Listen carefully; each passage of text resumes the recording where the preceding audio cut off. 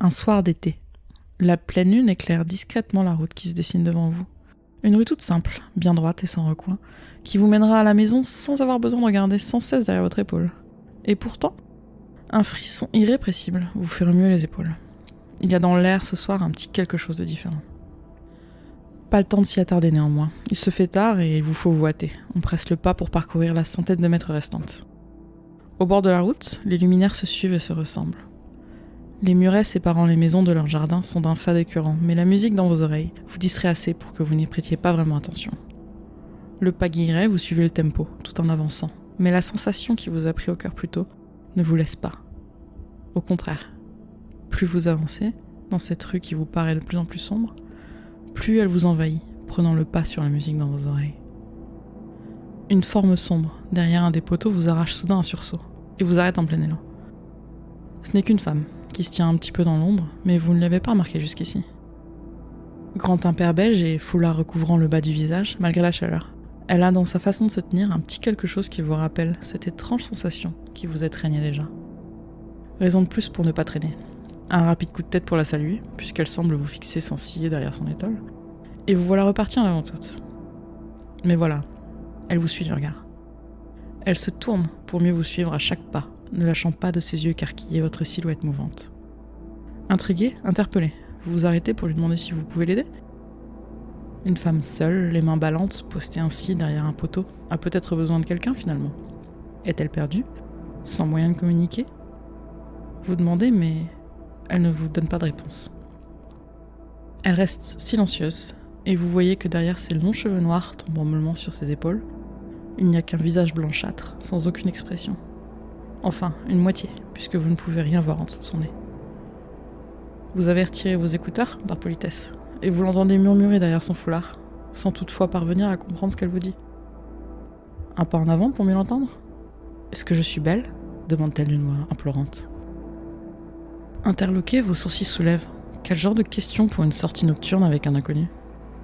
Le frisson ne vous quitte désormais plus, et vous n'aspirez plus qu'à rentrer chez vous. L'absurdité de la situation vous assomme et vous commencez à vous demander si vous n'êtes pas fou.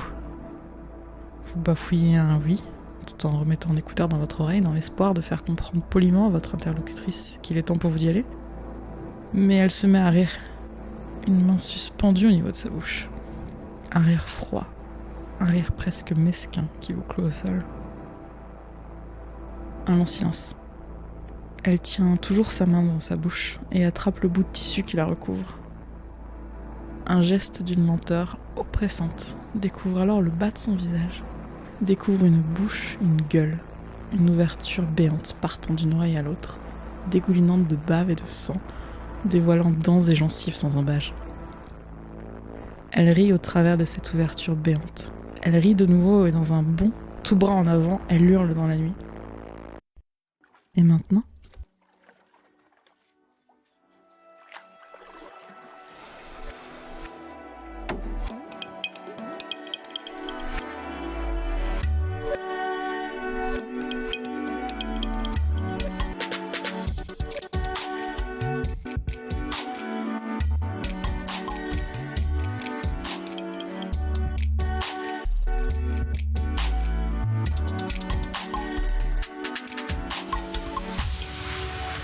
Bonsoir Amandine. Bonsoir Mathieu. Bienvenue dans la librairie Yokai. Bienvenue, chers auditeurs. Alors Amandine, est-ce que tu veux peut-être te présenter rapidement pour que les gens te resituent ? Je m'appelle Amandine et je ne suis pas une professionnelle, mais bien une passionnée de littérature, notamment japonaise, puisque peut-être quelques auditeurs le savent, mais nous vivons tous les deux au Japon. Et le yokai en particulier est quelque chose qui me plaît beaucoup. Ben moi, pareil, ça fait 8 ans que je vis au Japon et je suis assez intéressé par tout ce qui est imaginaire, tout ce qui est fantastique et tout ce qui est légende urbaine. On en discutait en off juste avant, mais dans ma contrée du sud-ouest de la France, j'ai connu quelques anecdotes assez intéressantes. Des expériences très intéressantes. Et il se trouve que le Japon est un vivier extraordinaire à toutes ces légendes et tous ces yokai. Donc peut-être que, avant de parler de yokai, tu veux peut-être définir ce que c'est un yokai ? Expliquer qu'est-ce qu'un yokai ? Alors yokai, c'est un peu compliqué de traduire, c'est un mot japonais évidemment, et on ne peut pas donner de définition exacte en français puisque c'est un concept qui est, on pourrait dire carrément étranger en fait à notre propre culture. On pourrait le définir fantôme, apparition, spectre, même peut-être un gobelin ou un farfadet. C'est tout simplement du surnaturel, de l'étrange. Le yokai, c'est une apparition anormale qui, un jour, vient dans votre vie et en général, elle a un message à faire passer. Et ce message n'est pas toujours très agréable. On vous fera découvrir, au travers des yokai que nous allons vous présenter, quel genre de message ces yokai peuvent avoir à faire passer. Le Horla de Maupassant peut se rattacher à cette entité yokai qui existe au Japon. Donc pour toi, le Horla, c'est un yokai ? J'irai pas jusque-là, je pense qu'on pourrait faire de la philosophie pendant 2 heures à propos du Horla de Maupassant, mais c'est quelque chose qui surgit dans la vie du héros de la nouvelle et qui a un étrange message à faire passer. Alors j'ai une question un peu peut-être bizarre, mais est-ce que pour toi un yokai, ça existe seulement au Japon ? C'est une bonne question. Je pense que le terme yokai, le concept yokai est excessivement japonais. On vous l'expliquera au travers de ces podcasts en vous présentant quelques yokai. Mais effectivement, bonne réflexion, je pense que le yokai en tant que concept, que chose, quantité, doit exister dans beaucoup de cultures différentes. Parce que je vais te donner une anecdote. Bien sûr. Alors, moi je pense que les folklores, que ce soit les yokai, que ce soit les fantômes, etc., ça ne peut exister que dans les régions où ça a été inventé. Me demande pas pourquoi, c'est ce que je pense. Exemple. Il y a une légende urbaine japonaise qui dit qu'il ne faut pas se couper les ongles la nuit. Oui, sous prétexte que vos parents mourront bientôt, n'est-ce pas ? Il y a différentes versions. Ah, il y a J'ai différentes la versions version comme quoi t'as un yokai qui viendra te couper la tête, mais bon voilà. Je connaissais pas celle-là. Et du coup, quand je suis en France, j'ai aucun problème pour me couper les ongles la nuit. Je le fais, je m'en fiche. Mais tu le fais Par pas contre, au au Japon. Japon, je le fais jamais. Du coup, je réveille ma femme le matin en me coupant les ongles, mais voilà. L'apparition Ouais. ne pourrait pas exister en dehors de l'endroit où est né. C'est ça. Et du coup, là, je sens une différence tous les deux. C'est la première fois qu'on enregistre un podcast ensemble, mais j'ai l'impression que moi, j'y crois. Et toi, j'ai l'impression que t'es plus sceptique. Je suis pas sceptique, mais par contre, le yokai qu'on va vous présenter aujourd'hui, par exemple, je m'attends pas à le croiser en rentrant du boulot dans le noir. D'accord. Bah tant mieux, je dirais. Non, je suis. Alors s'il faut étaler ça sur la table ce soir, non, je ne suis pas sceptique de tout ce qui est au rapport au yokai et au surnaturel. Je suis ouverte à la discussion et à beaucoup de choses, mais je n'ai jamais vu de yokai dehors. D'accord. Si c'est ta question. Ok, même pas un petit kappa. Même pas un petit kappa. J'ai vu les tanuki. Ah, c'est très mignon les tanuki. C'est vrai que c'est un yokai. Et c'est une sorte de yokai, oui. Mais je n'ai jamais vu, en tout cas au Japon. D'accord. De choses qui me fait bondir. Du coup, Amandine, est-ce que tu veux nous parler un peu de ce concept? Pourquoi on fait ce podcast? On commence par moi? Vas-y. On commence par moi. Alors, comme je l'ai dit plus avant, je suis une grande fan d'imaginaire, en particulier imaginaire japonais, que je trouve très très fertile et divers, et qui est très intéressant à mes yeux. Je vis au Japon, donc je suis en plein dedans, on parle la langue, donc c'est plus facile aussi pour les recherches. Et j'écoute beaucoup de podcasts dans ma vie privée, en particulier grâce à Mathieu. D'accord, je savais pas, mais... Non, on en a parlé ensemble, donc je me suis mise à en écouter beaucoup, notamment sur les légendes urbaines et le surnaturel. Et je trouve que le yokai, qui est pourtant quelque chose qui est très très divers, encore une fois, relatif au surnaturel et aux légendes urbaines, est très peu exploré, en tout cas en français, dans le monde podcast, et y compris en vidéo d'ailleurs, qui existe à l'heure actuelle. Donc ce sont les raisons, entre guillemets, qui m'ont poussé à proposer cette idée. D'accord.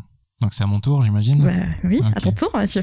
Bah, c'est un peu la même dernière raison que la tienne, c'est-à-dire que j'aime beaucoup le Japon, c'est un pays que j'ai envie de faire découvrir, mais quand t'écoutes les podcasts, et j'en écoute beaucoup aussi, il y a beaucoup de choses sur le jeu vidéo, il y a beaucoup de choses sur le voyage en lui-même, les endroits où aller, etc. Mais il n'y a pas grand-chose finalement sur les yokai. Et en fait, moi, en podcast, j'avais jamais écouté de podcast qui parlait de surnaturel jusqu'à tomber sur le Bureau des Mystères et Axolot, c'est ça? Mm-hmm. Axolot qui est beaucoup plus vieux d'ailleurs et qui est plus trouvable c'est maintenant. Pas très gentil pour lui. Non mais le podcast, pas le... et du coup je me suis dit mais en fait pour le Japon il y a rien quoi. Il y a rien du tout. Et comme on l'a dit en introduction, c'est quand même un vivier fantastique, il y a tellement de choses. à faire découvrir. On peut faire plein d'épisodes de podcasts sans scier. Puis je pense qu'on peut dire qu'on voulait faire un truc aussi, qu'on avait envie de faire quelque chose ensemble, un projet ensemble. Oui, bien sûr, hein. Et que c'est aussi pour ça qu'on s'est lancé, puisqu'on avait le même genre de passion, entre guillemets, pour l'imaginaire japonais. Voilà. Comme tu dis, il y a pas grand-chose sur le yokai, et j'ai l'impression que même dans l'univers anglophone, il y a pas énormément de choses qui sont dédiées précisément, en fait, à ce monde japonais du surnaturel. Ouais. Donc voilà, on s'est dit, on va se lancer. C'est plus compliqué comme podcast parce que ça demande beaucoup de recherche. Du travail. Du travail. Mais non, tu dis c'est plus compliqué puisque tu tiens un autre podcast à côté qui nécessite un petit peu moins de recherche. Moins de recherche. Plus de montage, moins de recherche. Mais du coup, voilà, on se lance dans l'aventure et on espère que ça vous plaira. Donc, voilà pour les raisons pour lesquelles on se lance dans ce podcast. Et de quoi on parlait? Eh bien, on vous l'a expliqué, on va vous parler de yokai, on va vous les présenter. Et si vous aimez la littérature, on va également vous présenter quelques œuvres qui sont relatives au yokai.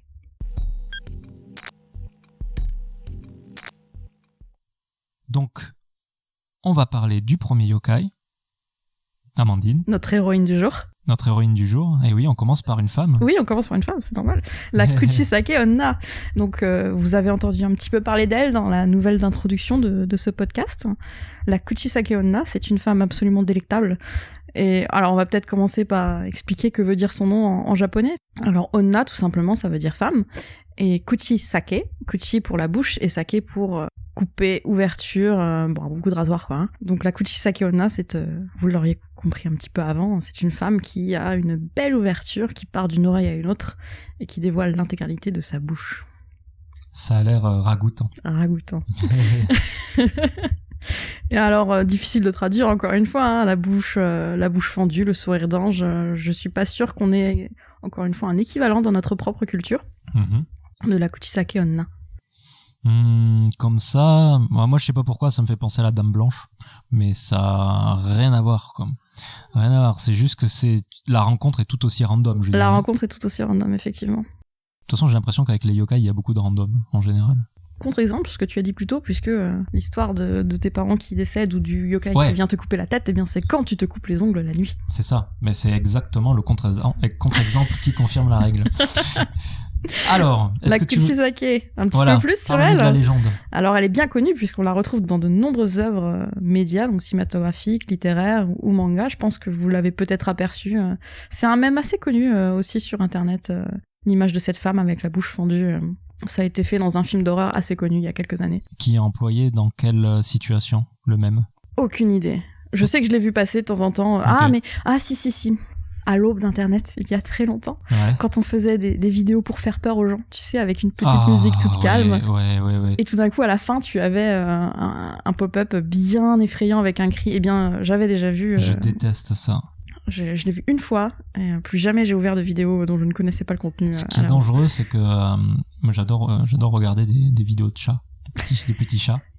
Et il y a des gens sur YouTube qui en mettent ça à la fin dans des vidéos de chats. Et donc quand tu regardes beaucoup de vidéos de chats, ça peut popper à tout moment. Mais l'avantage, c'est que tu as un chat chez toi maintenant, donc tu peux faire tes propres vidéos. Voilà. Moi, je mettrais pas elle. Je mettrais, je sais pas quoi encore, mais je verrai. Donc peut-être l'avez-vous déjà vu au détour d'une errance sur Internet, une femme relativement connue, surtout au Japon, hein, ne nous cachons pas. Et comme tous les yokai, vous allez vous en apercevoir, il y a énormément de versions différentes de son histoire qui existent. La pierre d'angle, celle qui revient toujours, c'est que lorsque vous la rencontrez, elle vous demandera si vous la trouvez belle. Et à la fin, bien, elle vous défigurera ou vous tuera. Alors, est-ce que tu peux nous dire à peu près à quoi elle ressemble ? Quel est le profil de la Kuchisake Onna ? Comme ça, si on la voit, on pourrait peut-être partir en courant. Alors, selon mes recherches, environ 1m55, des cheveux noirs, longs, le visage très pâle, et quelque chose qui cache sa bouche. Donc ici, ce sera un masque chirurgical. Donc pour ceux qui ne savent pas, dans la culture japonaise, on porte très facilement et très souvent des masques chirurgicaux blancs lorsque vous êtes malade par exemple, ou pas maquillé pour les filles. Et donc elle cachera sa bouche défigurée derrière ce masque ou un foulard ou quoi qu'est-ce. Donc ce portrait robot, qui est, on peut se le permettre, celui de la japonaise relativement classique. 1m55, quoi, c'est classique. Nombre de japonaises que vous croiserez correspondent à ce portrait. Alors, de ce que j'ai vu aussi, souvent, elle a un grand impair beige. D'accord. Et elle a les bras ballants. Ça commence à devenir un petit peu plus spécial. Ouais. Et elle aime bien se tenir derrière des poteaux électriques pour vous D'accord. surprendre. Ok. Voilà le profil type de la Kushisake Onna. Oui, non, j'étais en train de penser au poteau électrique. Quand tu vas rentrer en sortant, Exactement. Je ferai attention, oui, parce que tu peux aller prier au temple à côté avant d'entrer. Ouais, je suis sûr qu'il y a plein de yokai dans les temples. Ils sont aussi. peut-être gentils, puisqu'il y a aussi des gentils yokai. On ne l'a pas, on ne l'a pas cité avant, mais il y a aussi des gentils yokai. Ça Mais existe. Tu m'y fais penser maintenant, une petite aparté. Quelle est la différence entre un yokai et un yurei? Je pense qu'un yurei c'est juste un fantôme, D'accord. et qu'un yokai c'est cette apparition Ok. un petit peu bizarre. À vérifier. D'accord. Donc maintenant que nous avons décrit Le profil de Le cette profil. gentille madame. Alors, tu as évoqué l'idée de partir en courant. ouais, Eh bien, ce n'est pas la peine, puisque madame a des super pouvoirs et elle te rattrapera. Et alors, pour être un petit peu plus précis dans la classification des yokai, la Kushisake est un Onryo. Et donc, c'est un type d'apparition qui est issu d'une mort violente. Donc, a priori, ça n'a pas été très sympa la fin de sa vie. Et justement, il y a cette vengeance qui reste dans l'esprit, dans l'âme de la Kushisake, qui fait qu'elle est revenue dans le monde pour avoir sa vengeance auprès des vivants. Et en particulier, auprès des hommes. Du coup, si elle te suit n'importe où, si elle te rattrape, quelle que soit la rapidité avec laquelle tu cours, comment... Si elle se met à courir après toi, a priori, c'est foutu. Hein. Ouais, C'est qu'elle aura ta peau. d'accord. Mais si jamais, admettons, voilà, tu sors de chez moi ce soir et tu rentres... Merci. tu rentres. Voilà. Non, admettons, dans une rue, vous croisez la Kushisake Onna et vous lui adressez la parole, ou elle vous adresse la parole, ma foi, elle va vous demander « Atashi, kirei ? Est-ce que je suis belle ?» Et bon, il est de bon ton de dire oui, hein. Il est de bon ton de pas dire à quelqu'un qu'on ne connaît pas dans la rue comme ça « Non, tu es moche ». Et ben, de toute façon, ça change rien. Donc si jamais vous vous dites oui, elle va retirer son masque et elle va vous dire « Et même comme ça, vous me trouvez belle ?» Et en général, là, c'est foutu. Donc soit elle vous tue, soit elle vous fait la même cicatrice qu'elle a, c'est-à-dire un bon petit coup de rasoir entre les oreilles. Ça doit pas faire du bien. Je ne veux pas essayer. D'accord. Donc c'est vraiment impossible d'y échapper. Il se dit que certains moyens pourraient vous épargner en fait d'une petite mort ou une petite cicatrice comme ça que personne ne veut. Mais alors c'est un petit peu la cour du miracle, on va pas se mentir. Hein. J'ai recueilli quelques façons de s'en sortir sur internet. Une petite liste comme ça. Alors vous pouvez essayer de lui dire que elle est dans la moyenne. Comme ça, sur un malentendu, elle n'est ni belle ni moche, elle est moyenne. Ce qui pourrait être honnête. Hein. Ce qui pourrait être honnête, mais... Alors, a priori, pourquoi ça fonctionne ? C'est que elle va se mettre à réfléchir, parce que votre réponse va la prendre de court, D'accord. et que du coup, là, vous aurez peut-être le temps de courir assez vite pour lui échapper. Mais pourquoi elle te rattraperait pas dans ce cas-là ? Alors ça, faut aller demander aux gens qui ont répondu sur Yahoo Answer qu'il fallait faire ça pour s'en sortir. D'accord. Ok. Ok. Bon, une autre solution, puisqu'on n'est pas extrêmement satisfait, n'est-ce pas ? Vous pouvez lui lancer des bonbons. D'accord. On appelle ça des amés ici, ce sont des petits bonbons. Alors je trouve que ça ressemble un petit peu à des arlequins, c'est des bonbons durs à sucer qu'on donne aux enfants ici pour faire des bonnes caries. Et du coup, ouais, vous pouvez essayer de lui balancer. Elle adore ça, donc elle devrait se jeter dessus pour les manger et vous laisser tranquille. D'accord. Ça a l'air plus plausible déjà. Plus plausible. Bon, la troisième, il faudrait lui demander ce qu'elle pense de vous. Plutôt que de répondre, dites-lui « Et moi, comment je suis ?» Ça, je sais pas. J'aurais un peu peur de la réponse, quoi. On sait jamais, ça. Non, toujours pas plausible. Bah, peut-être que c'est plausible, on sait jamais si elle est perdument amoureuse sur un coup de foudre. On est jamais à l'abri d'un coup de foudre, ouais, surtout sur près un d'un malentendu poteau électrique. Donc, ouais, ça peut le être début un bon d'une moyen belle de... histoire d'amour, j'en Voilà. suis persuadée. Bon, la suivante. Il faudrait porter du parfum de jasmin, car ça lui rappellerait son ancien amant. Mais est-ce qu'on peut pas supposer que si elle est morte d'une mort violente, ce serait peut-être à cause de son ex, non ? J'ai peut-être plus d'informations à propos de ça plus tard. D'accord, on y reviendra alors. On y reviendra plus tard. Mais tout ça pour dire du parfum de jasmin. Ou encore, de dire que votre cœur appartient déjà à quelqu'un d'autre et que ce serait quand même malvenu de répondre à sa question. Eh bien, moi, c'est celle-là qui me plaît le plus. C'est celle-là que tu vas tenter si jamais tu la croises un jour. Si tu rencontres cette jeune femme et que tu ne sais pas qu'elle existe, que tu es pris de court, c'est peut-être la réponse la plus naturelle qui me viendrait au final à la tête. Et si elle est morte d'une mort violente pour une raison amoureuse, on verra après si c'est le cas, c'est une sorte de respect, ça inspirerait le respect et c'est ce qui te permettrait de peut-être qu'elle te laisse tranquille, quoi. Potentiellement, oui. Alors après, il faut s'avouer que les yokai ne sont pas forcément connus pour leur sens commun et leur logique. Hein. D'accord. Alors, cette petite panoplie de solutions vous suffira ou pas, je ne sais pas, je vous le souhaite en tout cas si vous la croisez un jour. Alors si un jour vous la croisez et que vous survivez, n'hésitez pas à nous contacter. Ouais. Appelez-nous tout de suite au numéro qui s'affiche en bas de votre écran. Et donc, bon, ces petites solutions un petit peu fantaisistes en tout cas, enfin moi c'est comme ça que je les définirais, qu'on donne pour échapper aux yokai, c'est quand même souvent pour gagner du temps en fait, et courir le temps qu'ils reprennent leurs esprits et se remettent à vous courir après. Mais du coup, s'ils peuvent se téléporter... Alors moi j'ai pas parlé de se téléporter, hein. J'ai juste dit qu'elle pourrait courir très vite et vous rattraperait. Mais encore une fois, des versions, il y en a 1000 de cette légende, donc c'est un petit peu dur de démêler le vrai du faux entre très gros guillemets. Un peu plus, elle sortirait de ta télé quoi. Attention, j'ai une télé derrière moi, attention. C'est bon, je surveille. Et donc comme on l'a dit, elle ne s'attaquerait qu'aux amis de la jante masculine. D'accord. Bon courage pour rentrer ce soir Mathieu. Ça, ouais. J'ai beaucoup de chemins avec beaucoup de voitures et tout ça, donc je pense que je peux demander de l'aide au pire des cas. C'est ça aussi, hein. Bon, c'est encore une fois, les légendes urbaines, c'est quand même souvent à base de vous êtes tout seul dans une rue sombre. Voilà. Et voilà, il va vous arriver des trucs. Donc, mais les rues où t'habites toi, pour rejoindre la rue principale, elles sont un peu sombres et petites. Ouais. T'es content, hein? Ouais, je suis très content. En plus, il y a plein de poteaux électriques. C'est vrai? J'ai même pas fait gaffe. Bah, il y en a partout, hein.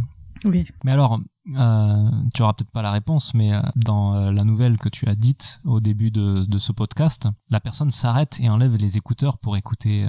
Alors j'avoue, c'est une petite réinterprétation très moderne à ma sauce. Je me suis mise à la place en fait de quelqu'un à qui ça arriverait dans la rue de nos jours, puisque on en parlera plus tard, je pense, dans le podcast. Mais le propre des légendes urbaines et entre autres des yokai, c'est de s'adapter très très facilement à notre monde en fait. C'est comme ça qu'on se fait peur. C'est en le remettant au goût du jour petit à petit. Mais alors du coup, si tu gardes les écouteurs et que tu t'arrêtes pas et que tu l'écoutes pas... Mais je pense que c'est bon. Hein. C'est bon, hein. Ouais, moi je pense. Alors du coup, c'est pas super comme conclusion. On est un peu là, ne parler à personne dans la rue et rentrer chez vous, vous repartirez vivant. Mais tu ne peux pas normalement deviner que c'est la Kuchisake Onna. Non. Des nanas avec des masques chirurgicaux, ici, il y en a beaucoup. Bon, après, les bras ballants derrière un poteau électrique, on commence à être extrêmement précis. Bah, tu rigoles, mais en venant ici, il y avait une nana derrière un poteau électrique. Elle essayait d'ouvrir une porte, mais elle était derrière un poteau électrique. Tu ne t'es pas arrêté. Mais elle avait pas de masque. Ah. Donc je me suis dit, ouf. Mon chef a vu quelqu'un avec un masque extrêmement bizarre dans l'ascenseur au travail. Comme quoi, voilà. Ça peut arriver à tout le monde. Je ne viendrai pas de ce côté-là. C'était à Osaka. Ah, bon, ça va, c'est loin. Est-ce qu'on parle un petit peu de l'origine que j'ai pu retrouver de la Kuchisake Onna ? C'est parti.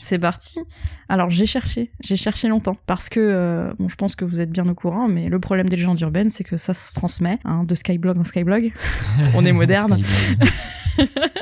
Et du coup, bah voilà, vous avez 1000 versions différentes. Donc j'ai essayé de retrouver quelle était l'histoire de base, l'origine de la Kuchisake Onna. Alors c'est extrêmement contesté, mais on la retracerait à l'époque Edo. Pour ceux qui ne saisissent pas trop l'histoire japonaise, l'époque Edo, ça va de 900 à 1200. Donc c'est ce qu'on considère comme le Moyen-Âge japonais. Et on ignore le véritable nom de cette femme. On la nomme toujours Kuchisake Onna dans toutes les versions. Ce qu'on sait, c'est que c'était une femme magnifique, qui attirait le regard de nombreux hommes. Et elle était en couple, je sais pas si on peut dire ça à l'époque du Moyen-Âge, mais elle était en tout cas en ménage avec un samouraï, donc un guerrier japonais. Et il a appris qu'elle le trompait. Et donc il décide de taper là où ça fait mal, et il lui fait une belle balafre d'oreille en oreille, en lui demandant « Mais qui peut bien donc penser que tu es belle maintenant ?» Elle ne meurt pas de cette blessure, mais elle mourra peu après, et elle devint l'esprit vengeur connu sous le nom de Kuchisake Onna. Au final, c'est une histoire d'amour classique, quoi. Triste, mais classique. Tristement classique, je crois que c'est... Tristement classique, quoi. Faudra, dans les prochains épisodes, voir s'il existe d'autres yokai créés à partir d'histoires d'amour. Je pense qu'il y en a plein. Et puis, petite morale, pour ceux qui savent lire entre les lignes, de la femme qui était imbue d'elle-même et qui aimait sa propre beauté, qui finalement se fait punir, mais revient quand même se venger. Donc je sais pas trop qu'est-ce qu'on doit en tirer de tout ça. Donc voilà pour cette histoire tristement tragique, tristement triste. Tristement triste. Tristement triste. C'est le mot. De la Kuchisake Onna et du pourquoi du comment elle s'est retrouvée à hanter les rues de nos jours. C'est un peu triste de commencer par un yokai qui a eu le cœur brisé. Alors, on a choisi ensemble, donc tu vas pas commencer Je rigole. En plus, je dis des bêtises parce que c'est pas le yokai lui-même qui a eu le cœur brisé, mais c'est son mari. C'est son mari. Très bien. Alors maintenant qu'on a vu ce qu'était la Kuchisake Onna. C'est pas facile à dire, je te C'est pas pardonne. facile à dire.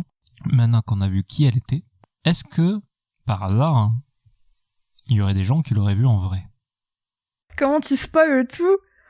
Non mais, Je pensais amener ça genre, oh, surprise. Et toi, genre, non, mais... Bah oui, il y a des gens qui l'ont vu en vrai. D'accord. Parce que je posais la question tout à fait de façon bien sûr, naïve. Bien sûr, tout à fait naïve. Eh bien oui, cher Mathieu, il y a des gens qui ont vu la Kuchisake Onna dans la vraie vie, IRL, comme disaient les jeunes. Mais alors ce que tu es en train de me dire, c'est que s'ils l'ont vu et qu'on le sait, c'est qu'ils ont survécu. Revenons sur les faits. Vas-y, je t'écoute. Alors, dans les années 70, donc on remonte un petit peu dans le passé, il y a eu effectivement une vague de panique dans plusieurs régions du Japon de gens, en particulier d'enfants à la sortie des écoles, qui reportaient croiser la Kuchisake Onna en sortant des cours. Et alors, on pourrait penser à la blague, mais de ce que j'ai vu, on mettra toutes les sources, bien sûr, dans les articles adéquats au podcast, mais les sources, franchement, sont extrêmement crédibles. Il y a vraiment eu une vague de panique. Alors, est-ce que c'était vraiment la Kuchisake Onna ou pas ? Ça, on peut pas vraiment le vérifier à 100%. Mais les enfants, en tout cas, ont reporté avoir vu une femme avec un masque qui, a priori, leur courait après. Personne n'en serait mort, sauf elle, puisque un accident a eu lieu un jour, et c'est la Kuchisake Onna qui, en courant après un enfant, s'est fait renverser par une voiture. Il s'avérait que c'était juste une femme avec une cicatrice sur le visage qui faisait peur aux enfants. Mais on l'a vue, elle existait. C'est un peu décevant quand même de se faire tuer par une voiture. La technologie bat. Peut-être que c'est la vraie solution. La vraie solution pour se débarrasser de la Kuchisake Onna. Les voitures. Un bon petit coup de pare-choc et paf, c'est réglé. Ouais. Vaut mieux pas se tromper alors, parce que sinon c'est la prison. Bon, pour être un petit peu plus précis, pour ceux qui voudraient aller chercher eux-mêmes sur internet, on l'a aperçu dans la région de Gifu. Donc Gifuken, donc la préfecture de Gifu, à Kagoshima, mais aussi à Hokkaido. Bon, pour ceux qui se voient un petit peu la géographie du Japon, c'est en haut, en bas, au milieu, hein, donc un peu partout, quoi. Voilà. Alors après, est-ce que ça a été une vague de panique déclenchée par c'est sorti dans un article et puis un tel l'a lu, qu'il l'a répété à un tel? Ça, on peut pas vraiment en attester, et c'est aussi le propre des légendes urbaines, n'est-ce pas? Ouais. C'est de se transmettre comme ça d'humain à humain finalement pour se faire peur un petit peu. Donc cette Kuchisake Onna qui est décédée visiblement, enfin en tout cas c'est ce que les journaux attestent à l'époque, eh bien on l'aime quand même, puisque si vous vous rendez dans la préfecture de Tottori, dans la rue Shigeri Mizuki, qui pour ceux qui le connaissent c'est un mangaka spécialisé dans l'horreur qui a entre autres dessiné la série dédiée au yokai qui s'appelle Gegele no Kitaro, donc en français Kitaro le repoussant. Moi, je connaissais pas du tout, donc peut-être que... Ah ouais, le repoussant. Je connaissais pas le titre français, en fait. À la base, c'est un animé, très vieux. Enfin, très vieux. Un vieil animé. Gegele no Kitaro. Hein. Ouais. Et en fait, le héros, l'image est assez répandue. Il a les cheveux sur un côté de du visage parce qu'il lui manque un œil. Et en fait, l'œil, c'est un yokai qui se promène. Mais moi, personnellement, j'ai jamais suivi l'animé, mais... Je viens de me rappeler. C'est dans le jeu Taiko no Tatsujin. D'accord, c'est possible. Que j'ai découvert Gegele no Kitaro. Mais je ne connais pas du tout, alors je crois que c'est assez ancien aussi. Et je sais pas si ça a eu vraiment un succès énorme en France. Ce que j'ai découvert, c'est qu'un des temples qui a inspiré l'histoire de Gegele no Kitaro se trouve à côté de Chofu.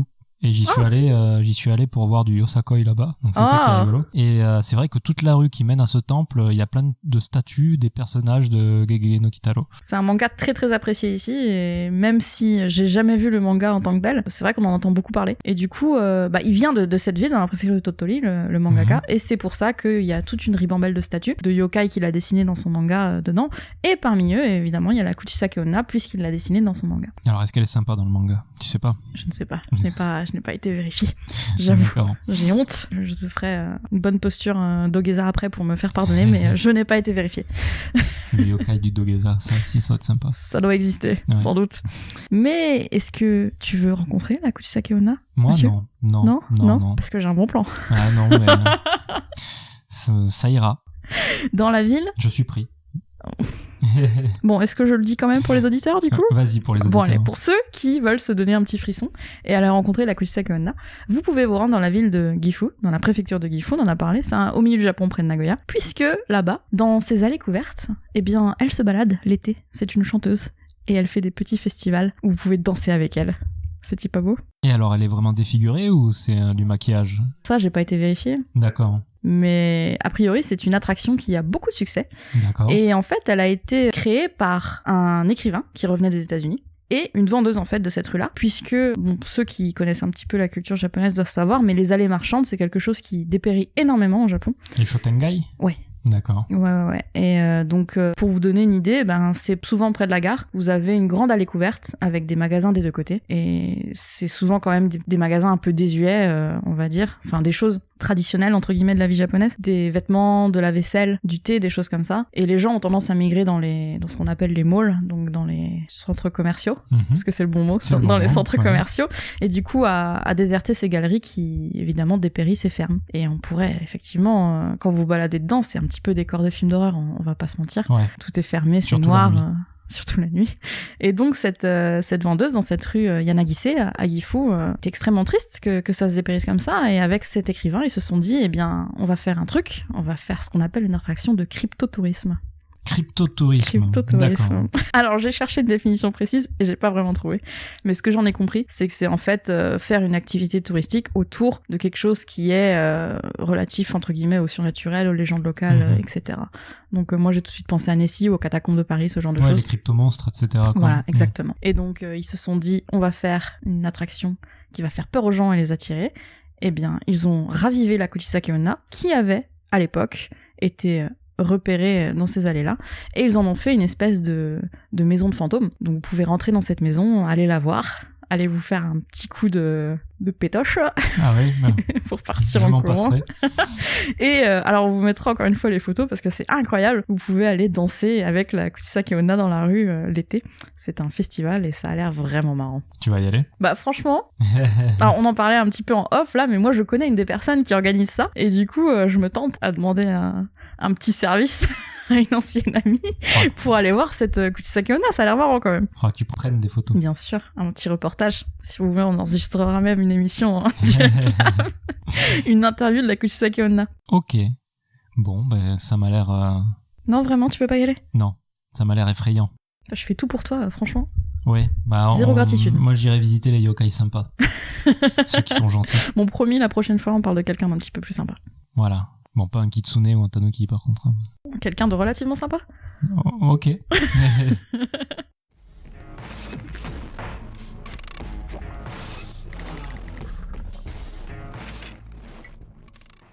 Très bien.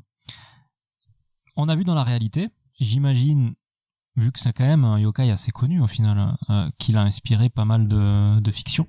Énormément. Et alors, en cherchant, qu'est-ce que j'allais bien pouvoir vous présenter aujourd'hui, j'étais bien malheureuse de voir que la plupart des œuvres étaient des films, parce que je ne regarde pas le film d'horreur, je ne peux pas regarder le film d'horreur. Donc je n'en ai pas regardé, et j'ai plutôt été chercher du côté des mangas. Et ça, tu peux le regarder. Ça, ouais, c'est vraiment pas problématique. Si tu veux, on en parlera en large en travers, mais non, les films, c'est vraiment pas mon délire, les films d'horreur. D'accord. Donc j'ai trouvé un manga qui s'appelle de manière éponyme Kuchisake Onna Densetsu, donc les légendes de la Kuchisake Onna, et qui a été aussi publié en France, aussi pour ça que j'ai choisi. Alors c'est un petit peu vieux, on va pas vous mentir, c'était 1995, donc ça commence à faire longtemps, on est plutôt jeune, Mathieu. 95, ça va, hein. Ça va. Non, mais surtout pour le style, qui a pris un petit coup de vieux. D'accord. Et il a été publié donc en 2004 en France, donc c'est un petit peu plus récent, et c'est en seulement 2 volumes. Même en France, les deux ont été... Ouais, les 2 volumes ont été publiés, c'est chez Delcourt, pour ceux que ça intéresse. Okay. Et je crois que c'est encore disponible. Moi, quand j'ai fait mes recherches, on pouvait encore les acheter. D'accord. Et alors, qu'est-ce que c'est que ce manga ? C'est un shoujo d'horreur. Alors, j'ai découvert le style, moi je connaissais pas. Un shoujo d'horreur. C'est comme ça que c'est vendu en France. C'est-à-dire qu'un jeune homme tombe amoureux d'elle ? Alors, c'est tout de suite l'évocation que j'ai eue. Bon, pour ceux qui connaissent pas, le shoujo en général, c'est une histoire de jeunes filles, à destination de jeunes filles, où il y a souvent beaucoup de romances et... Alors, il y a des histoires d'amis des fois, quand même. Donc je fais une parenthèse. Il y a 2 semaines, je suis allé au TGS et je sais que tu m'en veux d'y être allé.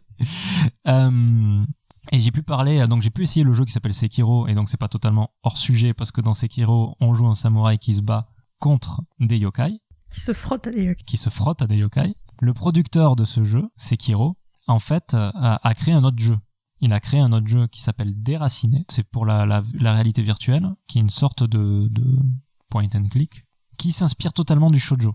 Et quand je dis qu'il s'inspire totalement du shoujo, c'est que dans les années 80, contrairement à ce qui se passe actuellement dans le shoujo, j'imagine que tout le monde a déjà peut-être lu des shoujo modernes, c'est souvent des histoires d'amour classiques, sans science-fiction, sans fantastique, ça reste quand même dans le très classique. Mais dans les années 80 et avant, en fait, ils avaient des histoires très développées et souvent passionnantes. C'est peut-être le cas de... J'irai pas jusque-là. Non.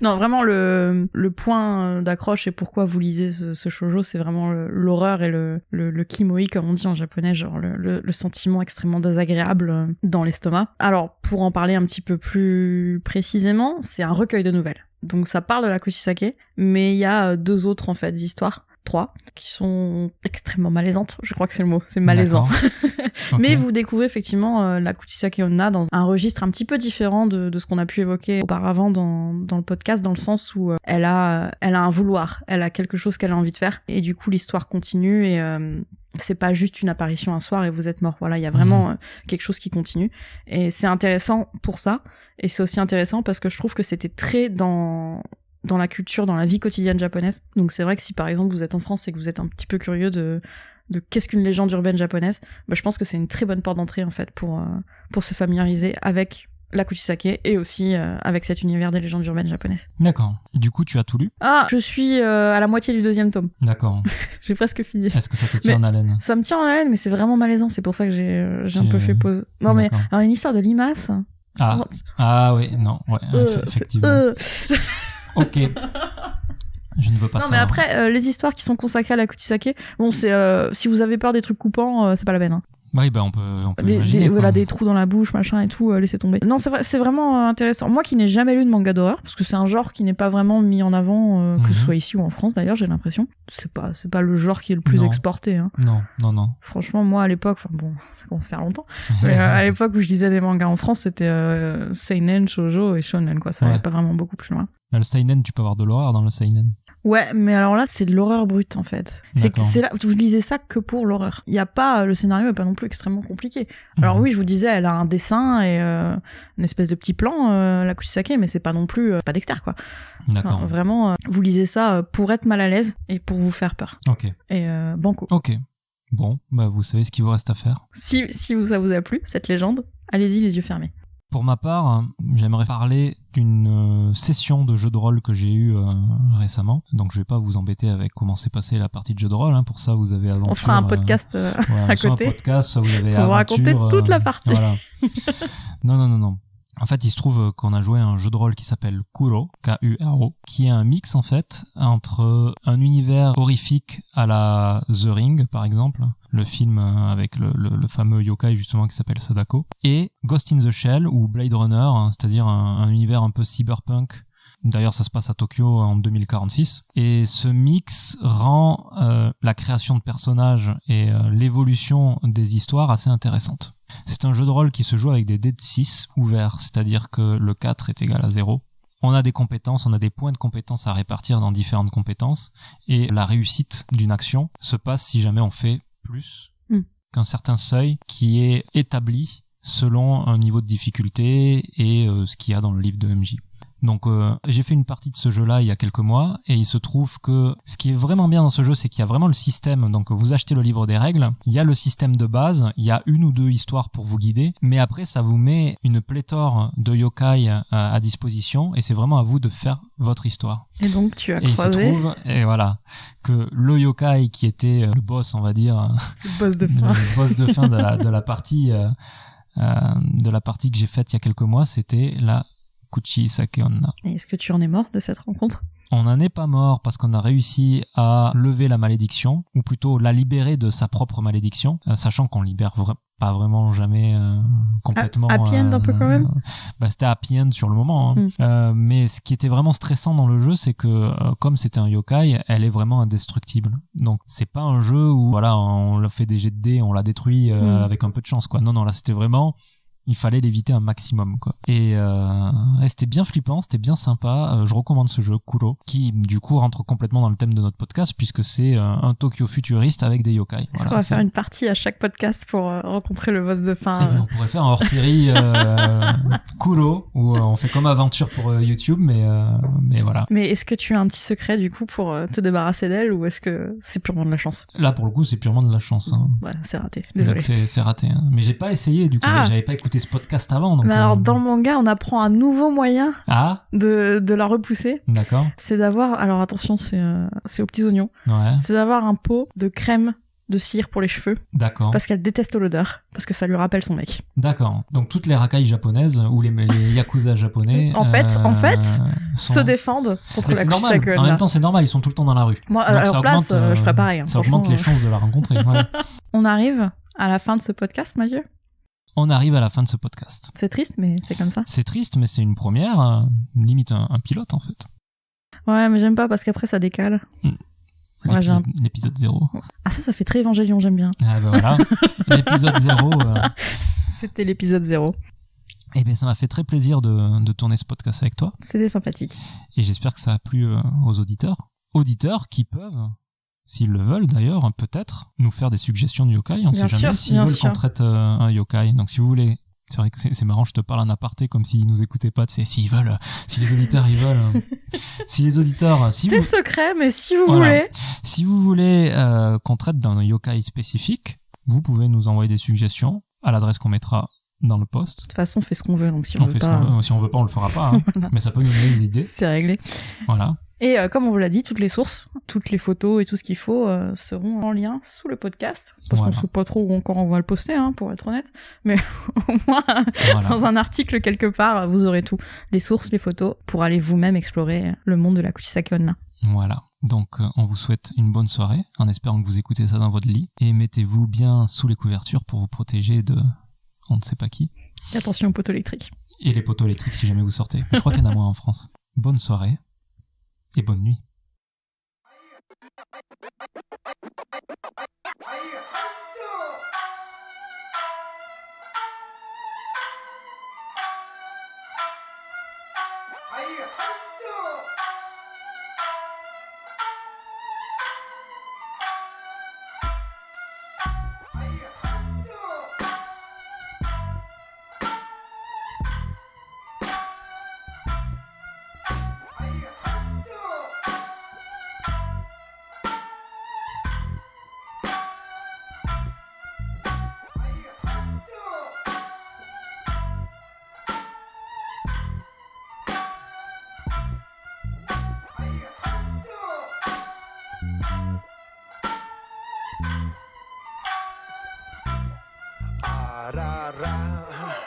楽しき時は集まご無沙汰の顔が集まる満たされた魂で挑む世知辛さ支えは人となり勝負はこれからさ北さ南さ東さ西さ地獄の蓋が開いた会いたいと泣いた魂の宿は胸の中我が宝ほら笑ったまた会いましょう向かう約束の場所また会いましょう向かう約束の場所また会いましょう向かう約束の場所また会いましょう年に一度吹く盆の風に乗りあなたの声が聞こえる話し添える引き止めず背を押すあの世この世の魂が入り混じる夏祭り喜びで洗い流す今夜の宴あの悲しみは今じゃ笑みを浮かべ花も実もない枝に止まって歌って集い温めまた別れさあ